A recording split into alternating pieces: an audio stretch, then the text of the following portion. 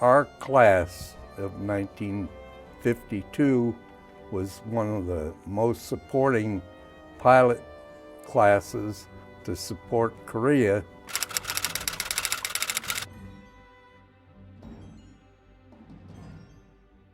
We had the high altitude support to keep the MiG-15s out of our bomber ranges and everything, so we more or less patrolled the Yalu River, which was our border.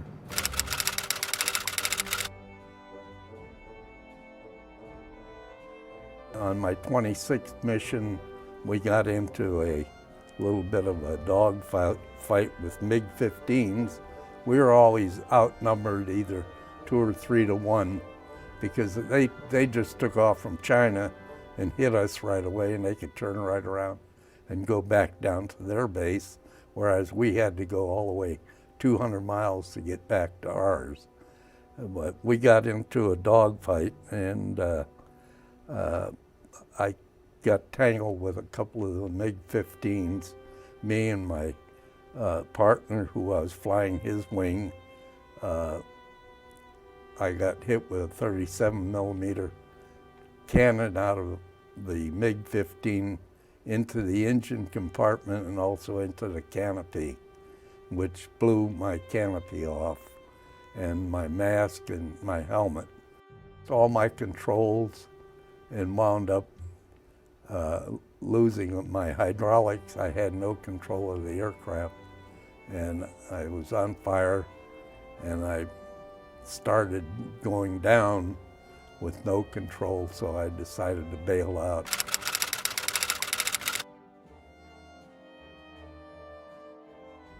Finally regained consciousness again, and everything went through, my whole life went through me in a matter of minutes. The good things I've done, the bad things I've done.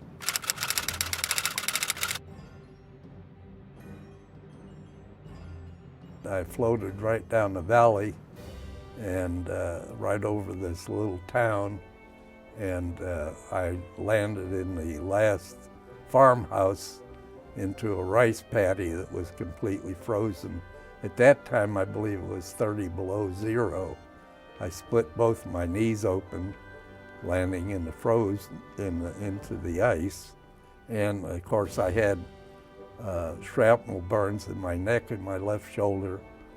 And when I hit and got released my canopy, the home guard had me right away, and a couple of the Korean soldiers. And they took me into a farmhouse and bandaged my wounds and everything.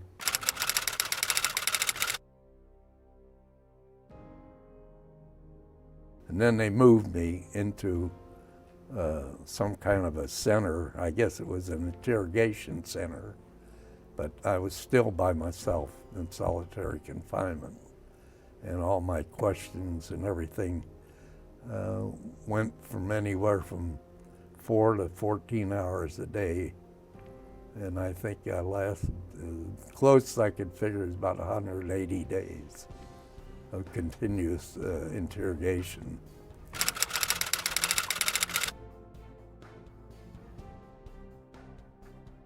Which I refused to do because I was bound to name, rank, and serial number, which I gave them, and they didn't like it because they tried everything to break me physically and mentally to sign the germ warfare confession and do what they wanted, which I refused to do.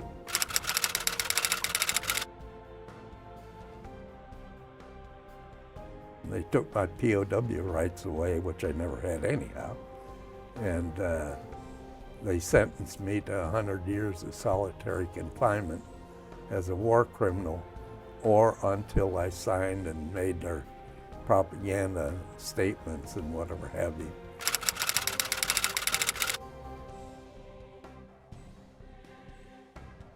During this period of interrogation, I faced 3 firing squads.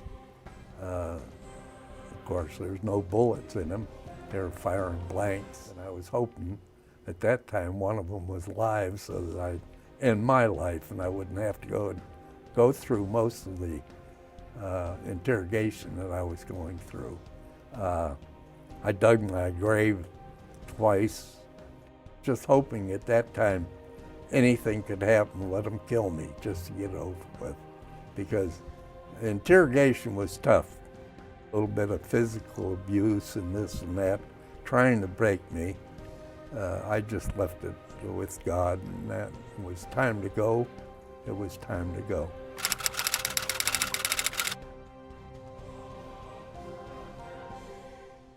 Well, I prayed a lot, and I don't know, I finally got one guard that was on me all the time.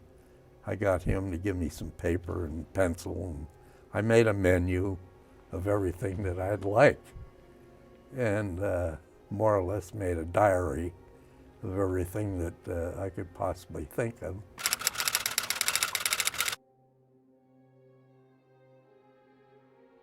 My basic meal was a bowl of rice and chopped seafood, or seaweed, and that was about it.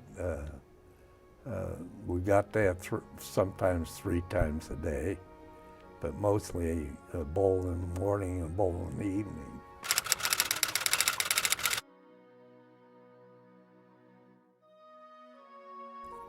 This one Chinese guard was teaching me Chinese, and I was teaching him American English, and I was making a regular dictionary, really, A through Z, and I was listing it in American and what it was in Chinese, and I still have that also.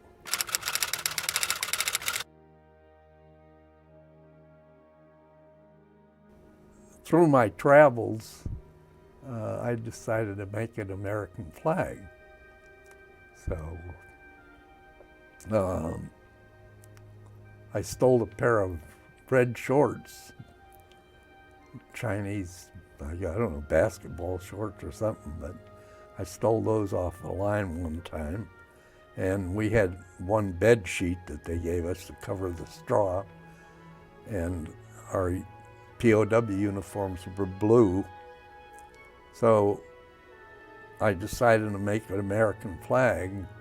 And the one lady that was in this one farmhouse, she must have been in her 90s at that time. Her and I made good eye contact all the time. And she was real sweet, because she sat on the front of her part of the house, and I was more or less like in a cellar where the heating was and that. And I used to sit out in front too. And it got to the point where I asked her if I could get a needle and thread, and she gave it me a needle and thread and a pair of scissors. So I cut the white stripes off my white sheet that I slept on, and I cut the blue sleeve off my POW uniform for my black or blue background, and I cut the red shorts in the red stripes. And I proceeded to sew. And I'm not a very good stitcher, but I did it. And it got to the point where I was in the blue background, but I had nothing else. And I happened to get a soap wrapper, and I cut stars out of the wrapper and sewed those in for the 48. And I figured I'd never be back to the United States. And being in the military for so many years, in World War II and in the Korea and that, I fought for our country. And to me, I felt that that would probably be my last chance of seeing anything that portrayed our country and what we live for.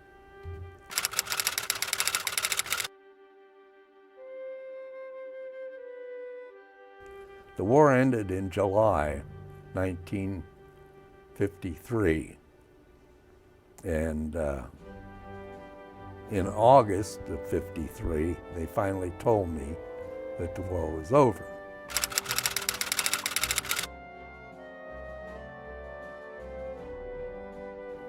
Before I went out, the Chinese, I guess he was a colonel, met with me, and he denounced my 100 years of solitary confinement and reclassified me as a prisoner of war.